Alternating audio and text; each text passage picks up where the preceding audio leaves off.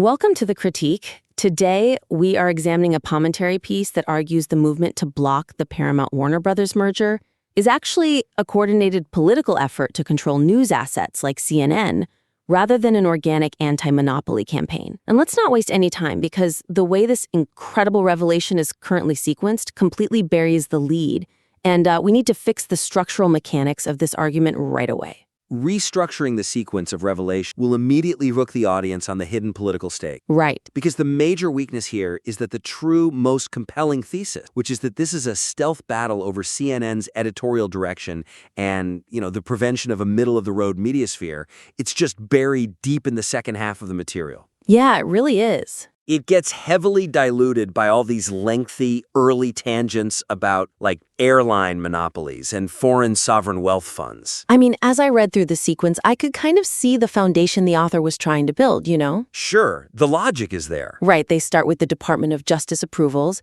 and then they move into European Union regulatory hurdles involving Middle Eastern sovereign wealth funds. Which is a lot to take in. Exactly.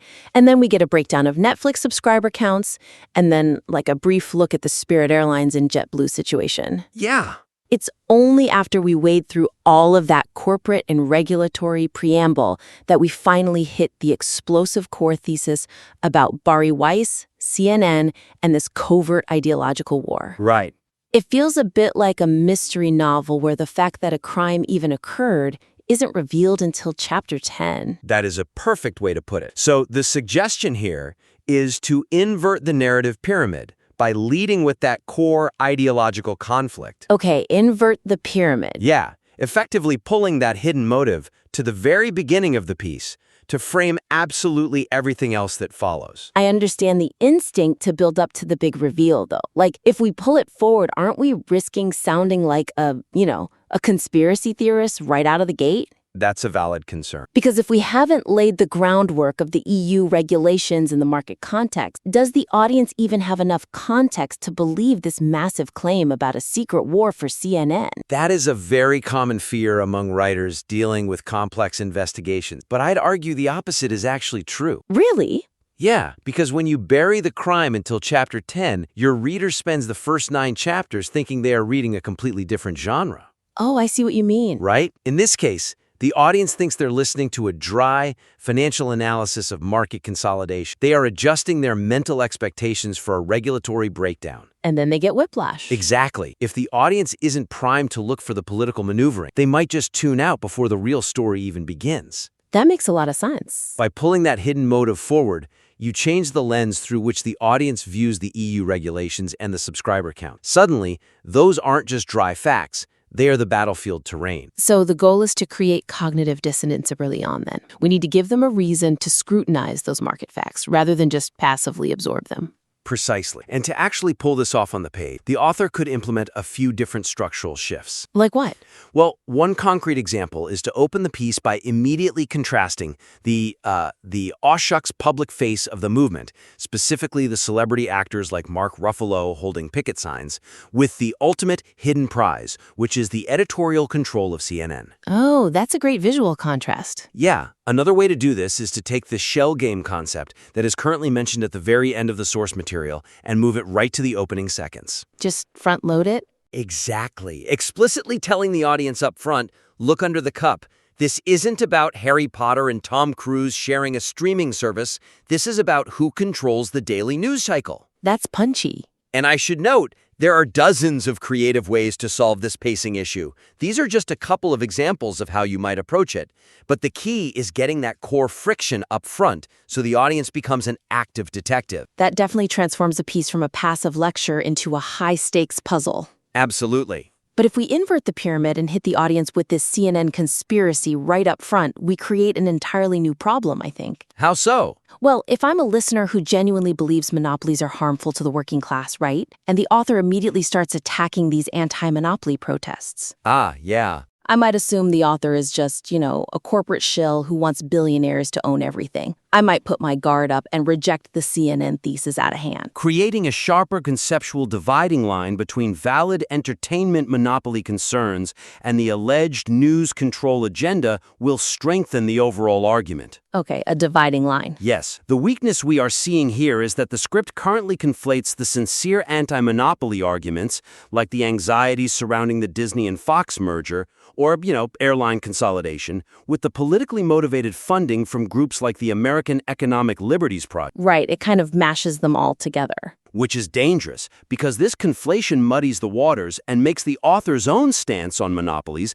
incredibly confusing for the listener. Yeah, this ambiguity drains the power from the central argument. Like, I look at the section discussing the blocked Spirit Airlines and JetBlue merger. Right, the airline stuff. And the way the author brings it up almost feels dismissive of the consumers who are worried about higher ticket prices. It does. To stop from alienating the audience, the author needs to separate the method from the motive. What if we use like a Trojan horse analogy here to bridge that gap? Ooh, I like that. How would you map that onto the current text? Well, the legitimate fear of monopolies, the fear of having fewer choices for streaming or paying more for airline tickets, that's the giant wooden horse. Okay. It's massive, it's highly visible, and the public fundamentally welcomes it because they want to fight corporate greed. But the political agenda regarding CNN? That's the army hiding inside. That's a really strong framing. Right? The author can look at the audience and say, you are absolutely right to be afraid of a giant corporation owning all of your entertainment. Your fear is valid. But the billionaires funding these specific protests don't care about your streaming bill. They are hiding inside your legitimate fear to capture the news cycle. Exactly. The suggestion here is to explicitly validate the audience's genuine fear of corporate consolidation, but reframe the anti-merger movement's use of that fear as a Trojan horse to smuggle in their political agenda for the news division. Because when you validate them, they relax. Yes, when you validate a listener's existing belief, their defensive barriers come down. They are now much more receptive to your more controversial claim. So, practically speaking, how do we structurally separate those two concepts on the page without losing the momentum we just built by inverting the pyramid? Well, as a concrete example, you can create a clear visual or structural pivot in the script by explicitly stating something to the effect of, there are two separate battles happening here, the battle for your screen and the battle for your mind. Oh, I love that line. Or, alternatively, the author could explicitly map out how legitimate fear of having fewer streaming choices is being weaponized by billionaires to control political narrative. So you isolate the variables? Exactly. You isolate the method, which is the public anti-monopoly camp, from the motive, which is securing the editorial board of CNN. And again, these are merely starting points for conceptualizing the fit. There are many ways to do it, but the goal is to separate the valid public anxiety from the alleged cynical exploitation of that anxiety. It elevates the listener. You aren't asking them to abandon their principles. You are inviting them to see how their principles are being hijacked. Yes. We are inviting them to be insiders. Exactly. But, if we are telling the audience that there is an army hiding inside the Trojan horse, we eventually have to, open the trap door and show them the soldiers. Right, the evidence. Which brings us to the actual evidence the author uses. As I understand it from the notes, the argument relies heavily on a complex web of financial ties. It really does. We have Neville Roy Singham and his alleged ties to the CCP. We have Pierre Omidyar, the founder of eBay. We have Norm Eisen, the former Obama ethics lawyer. And we have the Ford Foundation funneling massive grants to the American Economic Liberties Project. Transforming the list of financial and political ties into an active, narrative-driven investigation will maximize the audience's engagement with the evidence. So, right now it's not active enough? Not at all. The weakness here is that the rapid-fire recitation of NGOs, think tanks, billionaires, and specific grant amounts reads incredibly like a dry data dump. Yeah. It completely halts the momentum of the piece and dilutes the impact of the investigative angle. It really feels like reading a phone book. Exactly. When the reader suddenly hits Neville Roy Singham and the CCP, they get intellectual whiplash. Because there's no context. Right. Why? Because humans process narrative, not raw data. Without a structural container, the brain literally rejects the information. It just bounces off. Yeah. When you just list Pierre Omidyar, Matt Stoller, and Norm Eisen back to back, they bleed together into an amorphous blob of powerful people. I genuinely struggled to understand how a $625,000 grant from the Ford Foundation directly resulted in an actor holding a sign in Los Angeles. Right, so the suggestion is to restructure these financial and political connections into a follow-the-money sequence that maps out a web of influence. Follow the money. Yeah, revealing the connections one by one, exactly like a detective story. The human brain is wired for causality. A happened, which caused B to happen, which caused C to happen. But how do we maintain causality when dealing with half a dozen different organizations and billionaires? It takes some organizing. Because it's easy to say follow the money, but practically, on the page, the author still has to list all these entities. Doesn't tracing every single dollar just create a different kind of data dump? Not if you group the figures by their functional roles in the narrative. What do you mean by functional roles? Well, for example, instead of forcing the audience to memorize that Matt Stoller runs the ALP, the author can explicitly label these groups with titles like the funders, the organizers, and the Hollywood faces. Oh, I see. You create a recognizable cast of characters rather than a dizzying list of isolated names. That provides a mental filing cabinet for the listener to store these facts. Exactly. If Neville Roy Singham is clearly slotted into the funder archetype, and the author traces his specific $1.3 million to Code Pink, who are then identified as the organizers on the ground. The logic locks right into place. Right. I don't have to remember Code Pink's entire organizational history.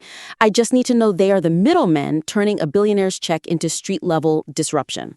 Exact. Now, a secondary option, just another way to bring this data to life, is to literally trace the physical dollar. Trace the physical dollars? Yeah, you can frame the Ford Foundation grant as the first falling domino. You literally describe the check moving from the initial grant over to the ALCLP's bank account. Oh, wow. Which then pays for the venue rentals for the public town halls, which finally covers the cost of printing the signs placed into the hands of the celebrity actor. That's incredibly vivid. Right? It's the difference between handing someone a receipt and telling them a heist story. And this narrativization directly supports our first point about the inverted pyramid. How so? Well, if we start the entire piece by declaring this is a stealth war for CNN, then this follow the money sequence isn't just a tangent about nonprofit funding. Ah, right. It is the absolute proof of the thesis. Every dollar traced from a political organizer to an anti-merger protest sign is another piece of evidence proving that the original premise is correct. Yes, it gives the data architecture and an escalating sense of scale. Yeah. You start with the street-level protests, the actors, the noise, the visible disruption. Then you pull the camera back to show the organizers booking the town halls. And then? Then you pull the camera back even further to show the quiet billionaires signing the checks. You are taking the audience deeper and deeper into the labyrinth, which organically builds suspense. It fundamentally shifts the piece from a reactionary complaint about a blocked business deal into a proactive, investigative expo. Absolutely. It's about giving the facts the narrative framing they deserve so they can actually land with impact. Exactly. So, to recap, the author has 3 critical opportunities to elevate this material. First, invert the narrative pyramid. Pull the hidden motive regarding CNN to the very opening seconds to frame everything that follows, rather than burying the crime until chapter 10. Right. Second, separate the method from the motive by utilizing a conceptual divider like the Trojan horse. Validate the audience's genuine fear of entertainment monopolies, but expose how that fear is being weaponized by political operatives. Yes. And finally, narrativize the data dump. Transform the dry list of grants and billionaires into an active follow-the-money sequence by grouping figures into functional roles like funders and organizers. And it's important to note, these structural shifts don't require changing the author's underlying facts. They simply require changing how the audience experiences those facts. We invite the listener to implement these actionable suggestions and submit their revised work back in for a follow-up critique. It is only by pulling back the curtain on these structural mechanics that we truly understand the machinery of persuasion. If you want your audience to uncover the truth, you have to let them look under the cup right from the very start.